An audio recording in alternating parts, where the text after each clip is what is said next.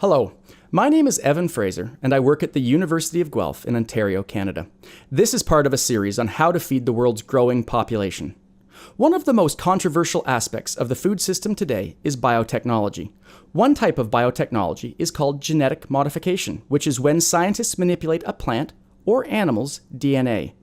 This can happen in a number of ways. For instance, a scientist may move a gene from one species to another in order to give the original organism some special trait, such as the ability to withstand drought. Supporters think creating genetically modified organisms, or GMOs, is necessary to ensure our crops are productive and resilient enough to provide adequate food in the future. Others think GMOs are unleashing a maelstrom of social and environmental problems. Let's start with the arguments in favor of GMOs.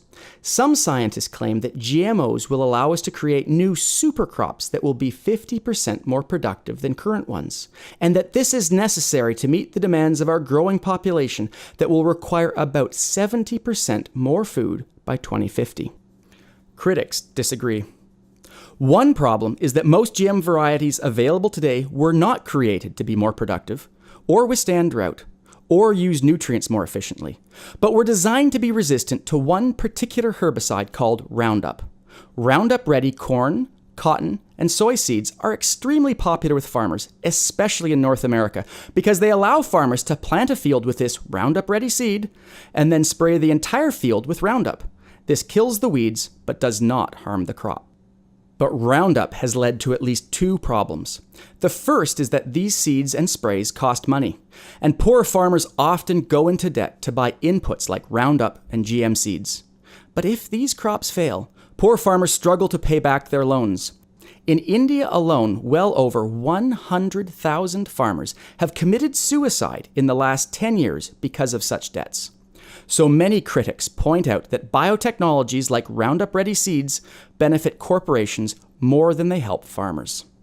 A second problem is that Roundup has become so popular that weeds are developing a resistance to this spray.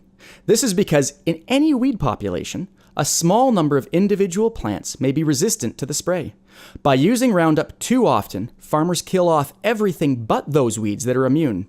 And in doing so, superweeds have evolved, becoming a major problem for farmers and ecosystems alike. Do these problems mean we should reject biotechnology entirely?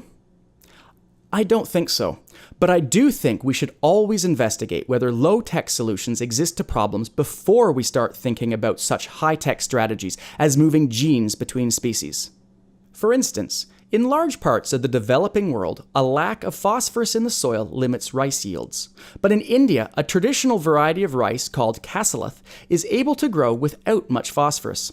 In 2012, scientists figured out how cassalath's amazing ability works, and are now using a scientific method called marker-assisted plant breeding to move the gene responsible for this trait into other rice varieties. This illustrates the potential for biotechnologies that avoid many of the problems associated with GMOs. But there are other, even simpler stories about how science and technology can play a major role in feeding the future. Take the case of the geneticist Manish Raizada, who works at the University of Guelph and has spent part of his career using GM techniques to understand how plants function. Unlike a lot of plant geneticists, instead of starting in the lab, Manish begins his research by talking to farmers in the developing world to identify what they actually need. While working with farmers in Nepal with a local organization called Liebird, his team found that farmers traditionally plant grain by scattering handfuls of seed into the dirt. But by simply planting seeds in orderly rows, Manish's collaborators showed farmers they could increase yields by 25 to 40%. This is because evenly spaced seeds have equal access to soil nutrients, moisture, and sunlight. The team developed an elegantly simple toolkit to make it easy to plant in rows. 2 sticks and a string mark lines in the ground, and a hollowed-out stick drops one seed at a time into the prepared earth. It's the perfect marriage of science and locally appropriate technology. The moral of this story is that of the fly swatter versus the cruise missile. We should always look to see what fly swatters are at hand before we launch a cruise missile. If you're interested in learning more about this and other topics on Feeding 9 Billion, you can check out the other videos in this series. Also, my recent book, Empires of Food, goes into these topics in detail. And you can, of course, find me on Facebook and Twitter, where I regularly post news on global food security.